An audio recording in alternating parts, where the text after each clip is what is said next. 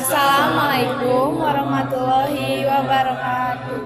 Perkenalkan, kami dari kelompok 2 akan mempresentasikan bisnis model kanvas dari produk tahu keribo. Perkenalkan, saya Naomi Francisca dengan NIM 45232017 dari Prodi Ilmu Komunikasi. Saya Aisyah Ambarwati dengan NIM 66231005 dari Prodi Manajemen. Dan saya Nadia Oktaviana dengan NIM 45232026 dari Prodi Ilmu Komunikasi. Saya Lufi Prayoga dengan NIM 17232011 dari Prodi Teknik Informatika. Saya Muhammad Rizky Ramadan dengan NIM 17232001 dengan Prodi Teknik Informatika. Selanjutnya langsung saja akan menjelaskan atau memaparkan materi mengenai section 1. Baik, saya akan mulai memaparkan materi mengenai section pertama, yaitu The Business Profile. Yang pertama adalah Overview of Real Estate Environment. Di sini ada beberapa poin yang akan saya jelaskan. Yang pertama ada alasan kenapa sih kalian memilih bisnis industri makanan. Karena makanan itu adalah suatu hal yang menjadi pokok dasar setiap manusia di kehidupan sehari-hari. Kemudian, makanan ini kami fokuskan pada camilan. Karena camilan ini kami memiliki dan melihat banyaknya potensi dari camilan. Kemudian, bahan baku yang dipilih yaitu tahu. Karena tahu banyaknya itu dan mudah didapatkan. Yang kedua adalah terbang dari ide bisnis. Kenapa sih ide bisnis ini bisa muncul? Karena adanya tuntutan dari mata kuliah perusahaan yang telah dijalankan di semester 3. Maka muncullah ide bisnis ini. Yang kedua, kami juga membuat latar belakang ide bisnis ini dengan acuan atau tantangan. Kami ingin membuat bisnis dengan modal yang ekonomis. Maka dari itu, kami memilih pragmatis sebagai bahan bakunya. Kemudian, observasi menunjukkan camilan tahu memiliki pasar yang potensial dan terlihat di masyarakat.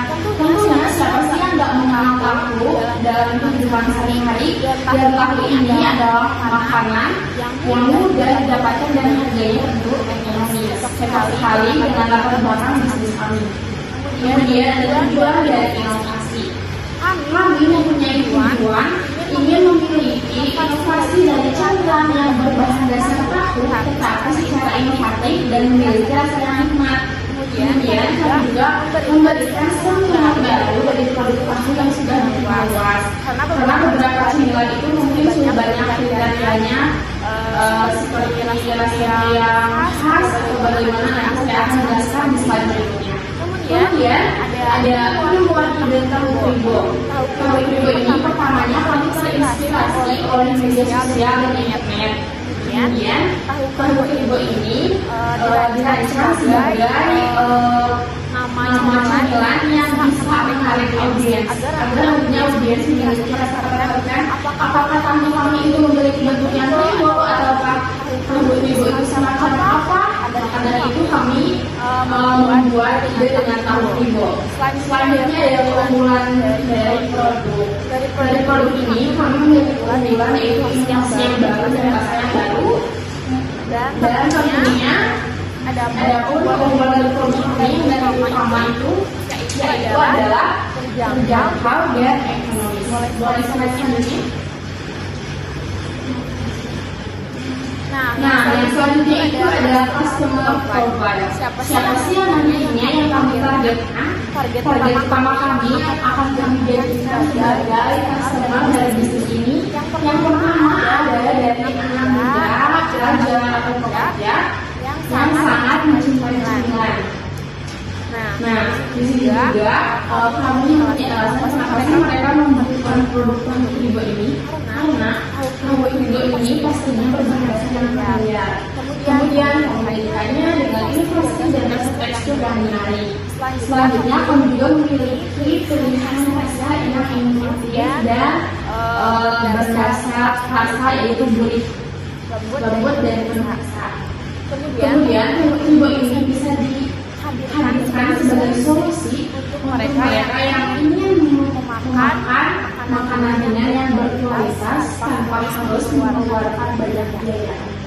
Selanjutnya, baik di sini ada produk tahu kribo ini kurang lebih nanti tampilannya seperti yang ada di layar ini. Nah, tahu kribo ini juga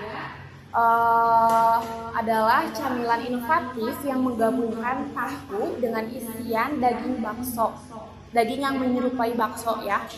Nah, di sini juga kami menciptakan sensasi rasa yang unik dan dapat memanjakan lidah. Lalu, tahu ini cara pembuatannya kami potong dengan 2 bagian jadi bentuk segitiga, lalu diisi adonan yang tadi, dan kami berikan varian rasa yaitu 3 komponen rasa kami, yaitu ada keju yang creamy dan lezat, ada rasa mercon atau pedas yang dapat menggugah selera, dan yang terakhir tetap ada rasa original yang klasik dan tapi tetap nikmat juga. Kemudian kami juga menciptakan produk ini karena terinspirasi dari minat masyarakat yang terus berkembang terhadap camilan yang berbahan dasar tahu. Karena tahu itu tidak pernah kehilangan penggemarnya tentunya. Tahu kribo ini dihadirkan untuk menjawab keinginan mereka yang ingin memiliki camilan yang lezat, terjangkau, dan penuh kejutan rasa.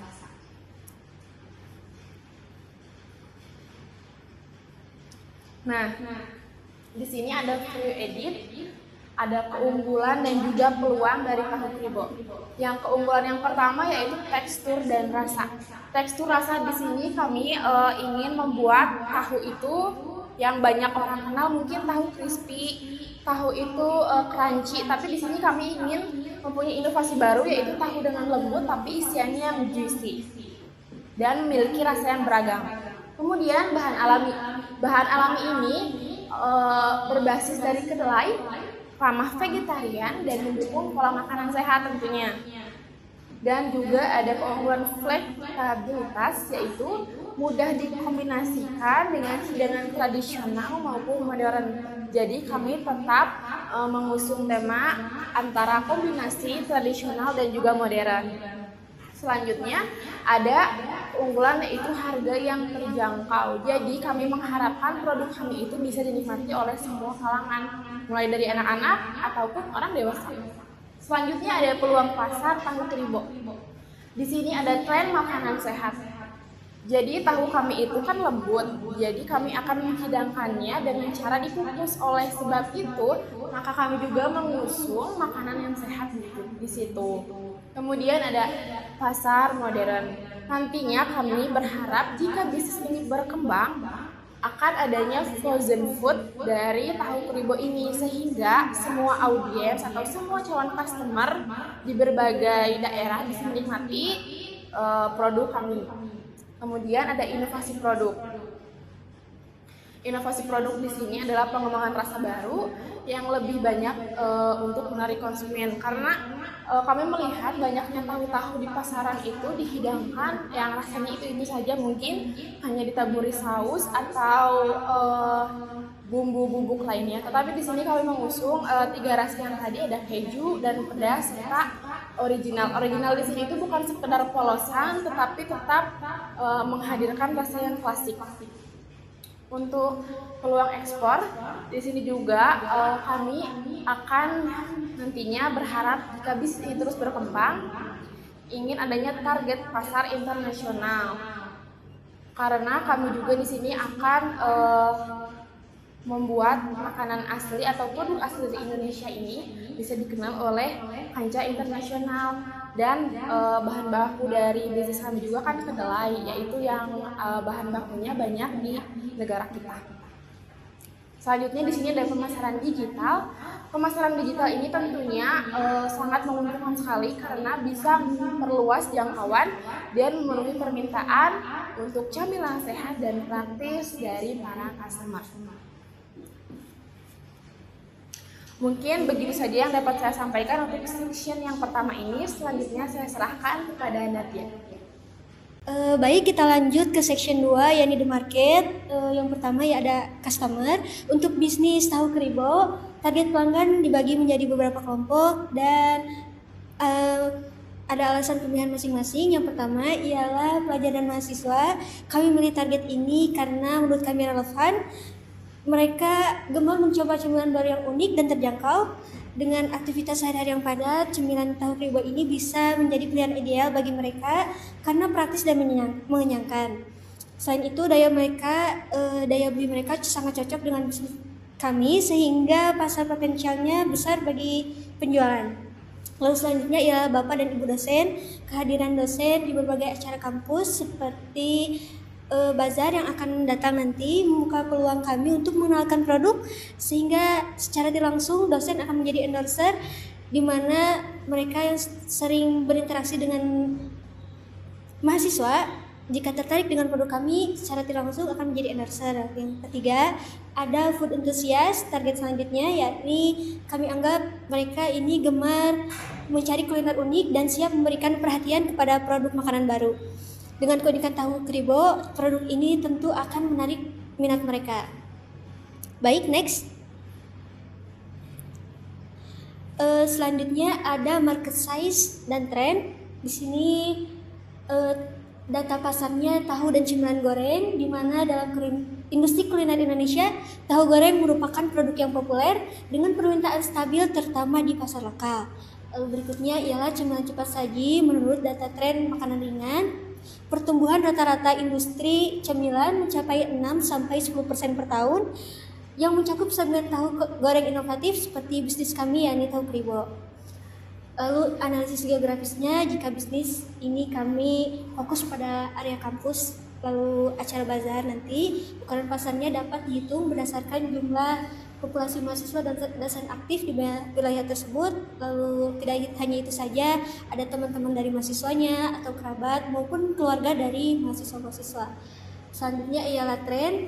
Yang pertama, cemilan unik dan kreatif. Konsumen di zaman sekarang ini lebih memilih makanan ringan yang tidak hanya lezat, tapi juga memiliki nilai jual yang unik seperti tekstur yang kami punya, yaitu tekstur kribo pada tahu yang memberikan pengalaman baru tentunya.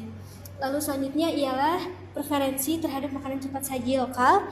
Dengan meningkatnya apresiasi terhadap makanan khas lokal, tahu goreng yang diolah dengan cara modern dan kreatif berpeluang besar mendapatkan perhatian. Lalu yang terakhir ialah kesadaran pada harga terjangkau yang kami tawarkan, di mana konsumen dengan anggaran terbatas tentunya cenderung lebih tertarik dengan cemilan yang kami tawarkan karena dengan harga yang murah tetap menggugah selera. Baik, next. Lalu berikutnya ada competition. Pada bisnis kami tahu kribo ini ada beberapa pesaing yang tentu perlu kami perhatikan, khususnya dari usaha lain yang juga mengandalkan bahan utama tahu ya, seperti tahu dan gorengan populer yang di kalangan pelajar dan masyarakat umum. Tentunya kompetitor langsung bisa juga datang dari merek atau usaha yang menjual produk sejenis seperti kami, yaitu bisa juga tahu crispy, tahu goreng isi, atau jajanan gorengan lainnya yang dijual di sekitar kampus atau tempat-tempat strategis. Lalu selain itu ada pula pesaing tidak langsung, di mana brand-brand yang menawarkan cemilan dengan konsep berbeda, namun tetap menyasar konsumen yang sama, seperti cemilan dari kentang, ubi, dan makanan cepat saji lainnya yang juga dibanderol dengan harga murah. Itu masuk ke kompetitor kita. Lalu untuk itu tahu kribo perlu memiliki ciri khas yang kuat, cita rasa yang kuat, kualitas dan bahan yang baik, agar kita punya brand yang membuatnya tampil menonjol dibanding dengan pesaing lainnya. Selanjutnya kami selanjutnya punya self projection, di mana di minggu pertama fokus di perkenalan produk melalui promosi langsung, baik itu dari mulut ke mulut, media sosial maupun distribusi di tempat yang ramai. Estimasi penjualan sekitar bisa sampai 20 atau 50 pieces. Lalu minggu kedua, setelah produk lebih dikenal dan mungkin ada pelanggan yang tertarik untuk repeat order, bisa meningkat. Kita estimasi mungkin bisa sampai 50-100 pieces. Lalu minggu ketiga adanya bazar yang nanti akan dilaksanakan. Event khusus ini diadakan di kampus tentu akan meningkatkan eksposur produk ya tentunya. Dari proyeksi penjualan ini kami estimasikan menambah menjadi 100 atau sampai 150 pieces. Lalu minggu keempat dengan efek dari event tadi, tentunya pengulangan pembelian dari pelanggan juga sangat berpengaruh bagi usaha kita, di mana ada juga promosi-promosi yang lebih lanjut yang akan menarik banyak konsumen dan diharapkan mencapai penjualan 120 sampai 130-an itu bisa masuk ke estimasi kita, ataupun di luar hitungan tadi bisa mempertahankan estimasi yang awal sebelum minggu keempat, yakni di 100 sampai 150 pieces. Dengan estimasi tersebut, total penjualan 4 minggu tentunya kami harap bisa membawa balik modal dari usaha yang kita bangun dari awal. Baik, di sini saya akan melanjutkan yang session 3. Yang pertama ada development status. Persiapan yang sudah kami lakukan ada 6. Yang pertama, meriset pasar mendalam. Meriset pasar mendalam yaitu dengan mengetahui preferensi konsumen terhadap rasa, tekstur, dan harga tahu bakso. Yang kedua ada lokasi produksi, yaitu dengan menyiapkan tempat produksi yang bersih, higienis, serta dilengkapi dengan peralatan yang memadai. Lalu yang ketiga ada resep unggulan, yaitu dengan melakukan eksperimen dengan berbagai kombinasi bahan dan bumbu untuk menciptakan rasa yang lezat dan menjaga konsistensi rasa pada setiap kita memproduksi tahu bakso tersebut. Kemudian ada bahan baku, yaitu dengan cara memilih supplier bahan baku yang terpercaya dan menyediakan bahan-bahan berkualitas. Lalu ada kemasan yang menarik. Di sini kita membuat desain kemasan yang menarik, informatif, dan sesuai dengan target pasar. Lalu yang terakhir ada strategi pemasaran, yaitu dengan memanfaatkan media sosial seperti website dan platform e-commerce untuk promosi, bekerja sama dengan warung makan, kantin, atau layanan pesan antar makanan dan menyediakan sampel produk gratis untuk menarik minat konsumen yang baru. Lalu ada keunggulan yang kami miliki. Yang pertama yaitu dengan rasa yang unik dan lezat, kualitas premium, variasi produk, kemasan yang praktis, harga yang kompetitif, dan pelayanan yang baik. Next. Kemudian yang kedua ada key partners, mitra potensial untuk usaha tahu bakso, yaitu ada pemasok bahan baku. Yang pertama ada daging, yaitu pemasok daging berkualitas baik akan sangat mempengaruhi cita rasa tahu bakso kami. Lalu ada tahu, kualitas tahu yang baik akan menentukan tekstur dan rasa tahu bakso.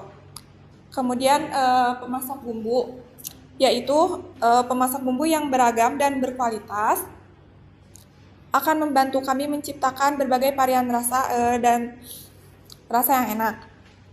Pengaruhnya, pemasok yang handal dan memiliki jaringan yang luas dapat memastikan ketersediaan bahan baku yang stabil, harga yang kompetitif, serta kualitas yang terjaga. Yang kedua ada layanan pengantar makanan. Layanan pengantar makanan dapat mendaftarkan produk kami di berbagai platform layanan pengantaran makanan online. Pengaruhnya, layanan pengantaran makanan online dapat memperluas jangkauan pasar kami dan memudahkan konsumen untuk memesan produk kami. Lalu yang ketiga ada produsen produk pendamping. Produsen sambal dapat menyediakan sambal yang cocok untuk disajikan bersama tahu bakso. Pengaruhnya, kerjasama dengan produsen produk pendamping dapat memberikan nilai tambah pada produk kami dan meningkatkan kepuasan konsumen. Next.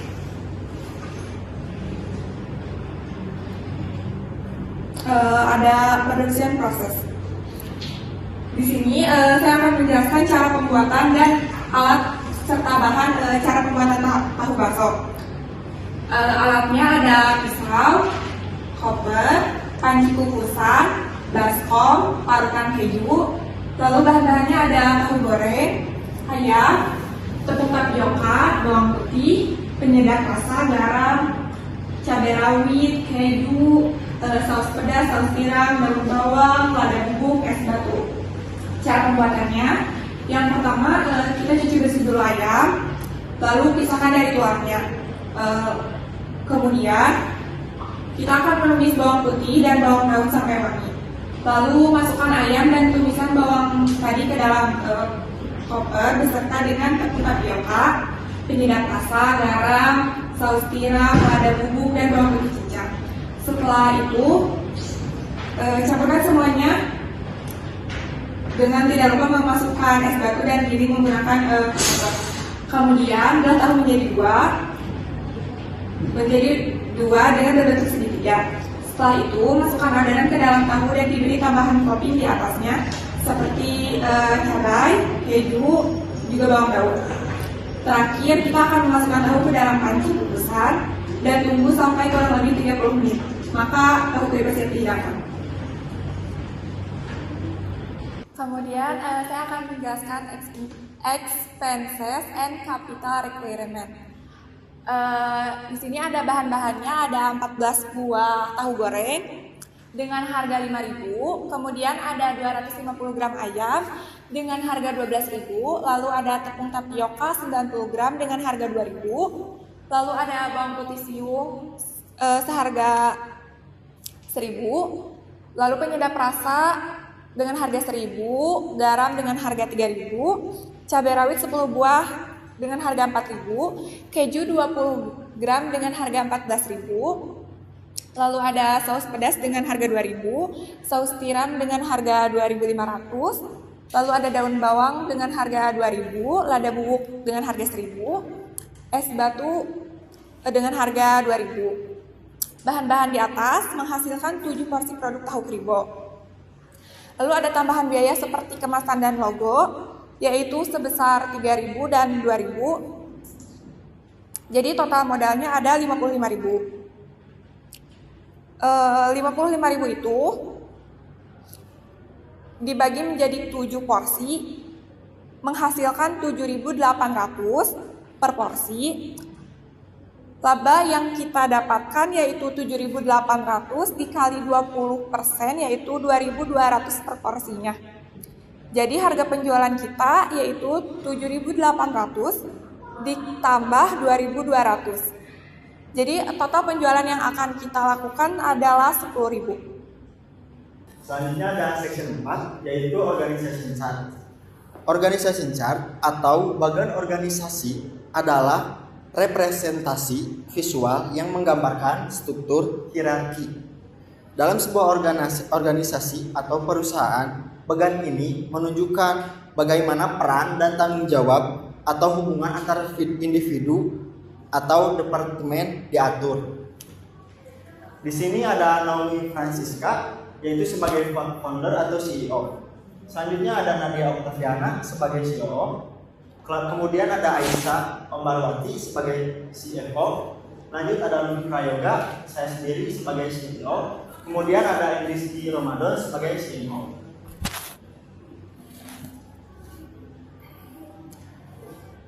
Lanjut, di sini ada Naomi Francisca sebagai founder CEO, Chief Executive Officer, bertanggung jawab sebagai pendiri sekaligus pemimpin tertinggi yang bertanggung jawab atas visi dan strategi kewirausahaan. Selanjutnya ada Nadia Octaviana, COO, yaitu Chief Operation Officer, bertanggung jawab atas operasional sehari-hari dan memastikan semua proses berjalan lancar. Selanjutnya ada Aisyah Marwanti, CFO, Chief Financial Officer, mengawasi keuangan, anggaran, dan strategi finansial kewirausahaan. Kemudian ada Muhammad Rizky Ramadan, CEO, Chief Marketing Officer. Di sini tugasnya yaitu untuk memimpin strategi, pemasaran, branding, dan promosi. Kemudian ada saya sendiri yaitu Lumi Prayoga sebagai CEO, Chief Technology Officer, yaitu untuk mengelola teknologi, inovasi, dan pengembangan produk di kewirausahaan. Setiap posisi saling berkolaborasi untuk mencapai tujuan kewirausahaan di bawah arahan CEO atau Naomi. Selanjutnya saya akan kembali menjelaskan section 5, yaitu ada finance atau keuangan. Nah, di sini financing strategi yaitu adalah strategi keuangan dari bisnis kami. Bagaimana sih kami mengelola arus kas dengan hati-hati, lalu memastikan bahwa pengeluarannya tetap operasional dan efisien untuk tetap menjaga keberlangsungan bisnis. Selanjutnya juga kami akan mengkombinasikan pendanaan internal atau modal awal dari para tim kami dan ingin mempunyai tujuan yang lebih lagi, mencari investor yang tertarik pada potensi pertumbuhan dari bisnis kami. Berikut ini adalah beberapa strategi dari finance. Yang pertama ada pengelolaan keuangan. Pengelolaan keuangan dari bisnis kami ini kami mengelolanya dengan mengatur anggaran seperti yang sudah tadi dijelaskan oleh Aisyah. Di sana kami benar-benar mengelola anggarannya itu seefektif dan seefisien mungkin. Selanjutnya kami akan tetap menjaga bagaimana sih pemasukan itu balance dengan pengeluarannya, sehingga kami tetap memiliki saldo aset akhir.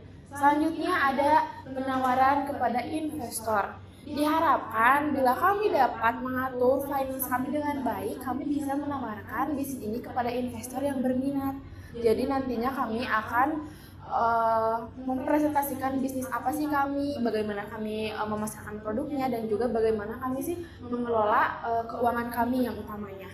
Boleh next? Nah, yang ketiga itu jika usahanya menguntungkan, bagaimana sih? Nah, jika usahanya menguntungkan, tentunya kami akan berbagi keuntungan dengan persentase yang sudah kami janjikan atau sudah tanda tangan MOU dengan investor nantinya.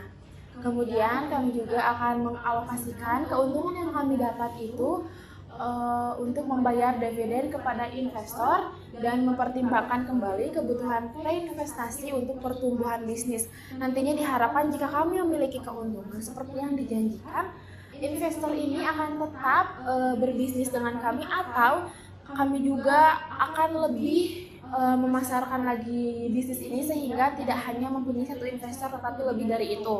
Kemudian ada jika usaha mengalami kerugian, apa sih yang akan kami lakukan? Yang pertama, kami di sini akan menginformasikan atau memberi suatu diskusi dengan investor secara transparansi, atau kami tidak ada kebohongan, kami jujur benar-benar menjelaskan apa sih hal yang bisa menyebabkan kami mempunyai kerugian.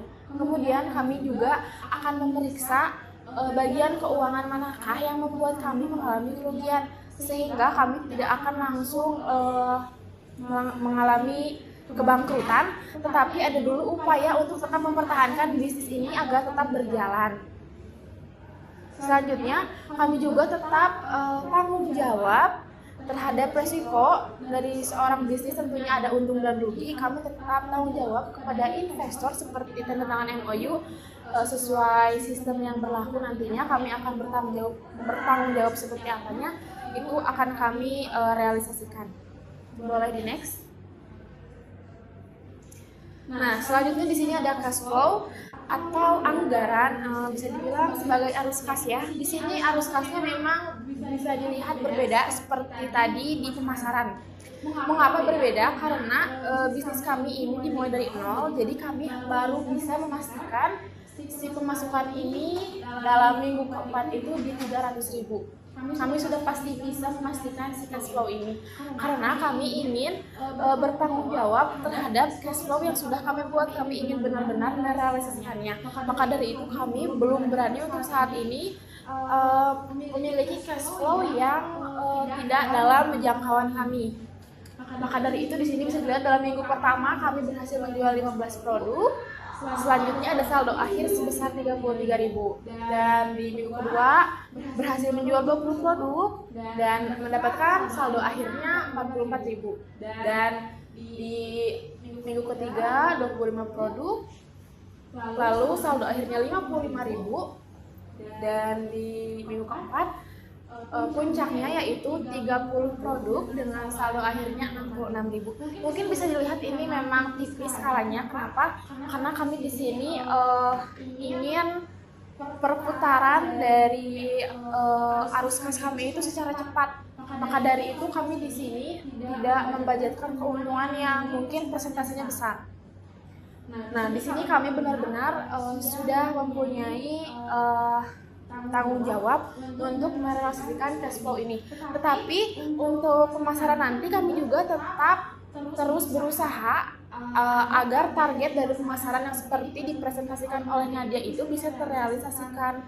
Tetapi untuk cash flow kami untuk saat ini menganggarkan seperti ini dulu. Tapi ini masih bersifat tentatif atau bisa dibilang masih bisa berubah nantinya. Boleh next?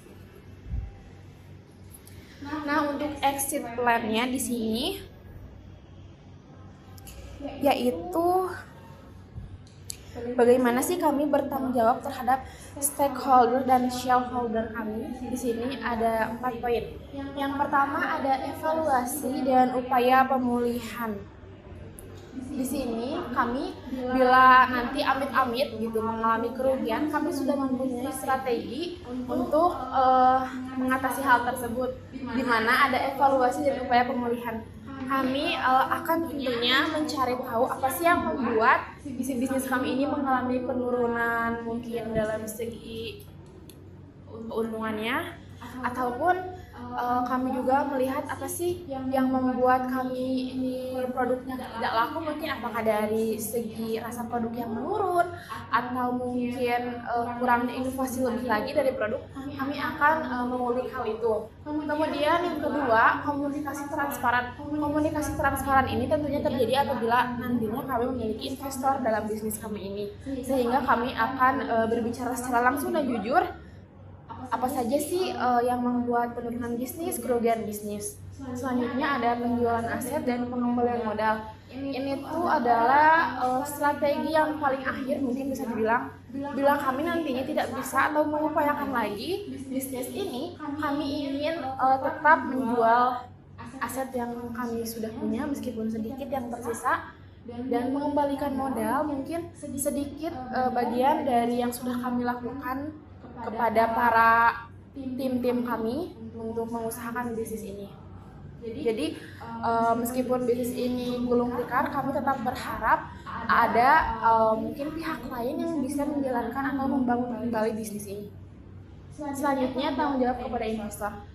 Kami juga sudah bilang di sebelumnya di finance strategi kalau kami akan tetap bertanggung jawab terhadap investor bila nantinya kami memiliki penurunan atau tidak seperti MOU kepada investor. Mungkin seperti itu saja yang bisa saya sampaikan mengenai finance. Boleh dilanjutkan ke Rizky. Baik, selanjutnya saya di sini akan melanjutkan dari section 6, yaitu bagaimana cara mendapatkan leads.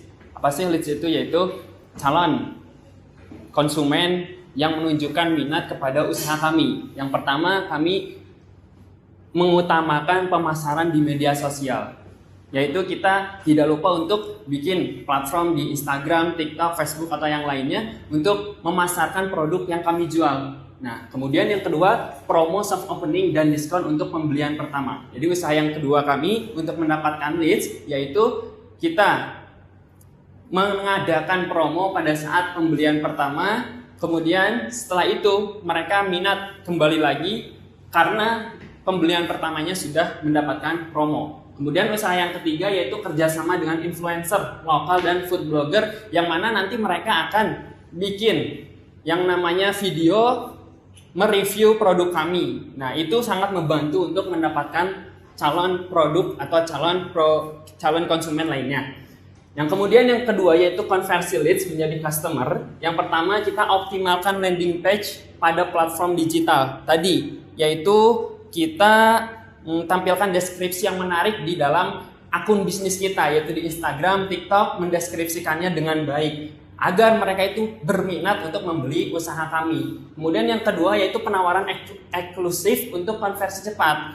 Nah, yang ini itu kita kalau di situ ada konsumen nanya tentang produk kami, kita harus membahasnya, kita harus menjawabnya sejujur-jujurnya dengan apa yang ada di deskripsi akun bisnis kami. Kemudian layanan cepat dan pengalaman pelanggan yang positif. Nah, kita sebagai penjual itu harus ramah agar mereka itu ya bisa mendapatkan hasil yang positif dari pembelian kami. Nah, kita juga dapat positif dari mereka. Kemudian yang tiga yaitu mendatangkan retain customer. Yang pertama program loyalitas pelanggan, yaitu kita membuat sejenis kartu stempel atau apapun itu voucher agar mereka selalu berminat untuk membeli produk yang kami jual. Kemudian yang kedua yaitu buat konten edukatif dan menghibur di media sosial. Nah, setelah kita mempunyai akun bisnis di media sosial itu kita tidak lupa untuk membuat konten yang mana konten tersebut dapat menarik perhatian para pelanggan.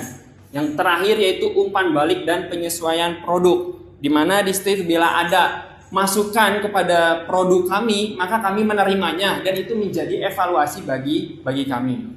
Bisa di next. Kemudian kita cara melakukan promosi usaha yaitu yang pertama promo diskon pembukaan atau pada saat grand opening. Yang mana pada saat grand opening kita memanfaatkan waktu itu untuk mengadakan promo besar-besaran.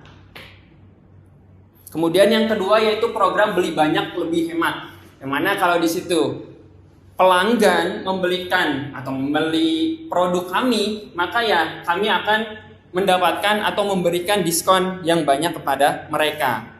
Contoh, mungkin mereka di situ membeli produk kami sehari sebanyak 5 kali. Nah, maka di situ pembelian kelima kita akan memberikan bonus kepada pelanggan tersebut. Kemudian yang ketiga, diskon untuk pembelian pertama. Yang tadi seperti yang di awal, pada saat pembelian pertama mendapatkan diskon agar apa? Mereka mengundang banyak lagi pelanggan untuk membeli kepada produk kami. Kemudian setelah itu kita menganalisa usaha-usaha atau produk sejenis, yaitu analisis produk sejenis. Nah, kita sudah lakukan kemarin pada saat sebelum membuat seperti ini, kami menganalisa dulu produk sejenis seperti mungkin di situ ada tahu crispy atau yang lainnya agar kita dapat bisa membandingkan produk kami dengan produk yang lainnya. Tergantungan pada penjualan langsung. Kalau mereka setelah kami analisis mereka itu ketergantungan untuk menjual langsung, sedangkan di sini kita mungkin nanti pada saat sudah berkembang kita akan menyediakan atau ya bisa diakses, kita bisa membeli produk ini melewati ya mungkin Shopee atau platform lainnya, Gojek ataupun yang lainnya. Kemudian setelah kita menganalisis lagi mereka itu kurangnya varian rasa dan level kepedasan. Nah, kita produk di sini secara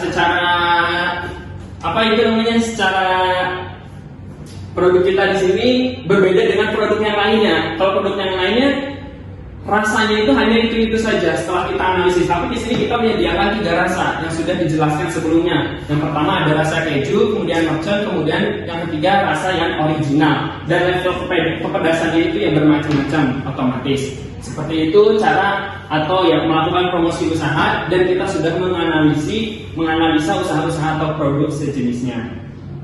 Mungkin sekian yang dapat kelompok 2 sampaikan. Semoga apa yang kami sampaikan tadi dapat bermanfaat dan terrealisasi. Sekian dan terima kasih. Wassalamualaikum warahmatullahi wabarakatuh.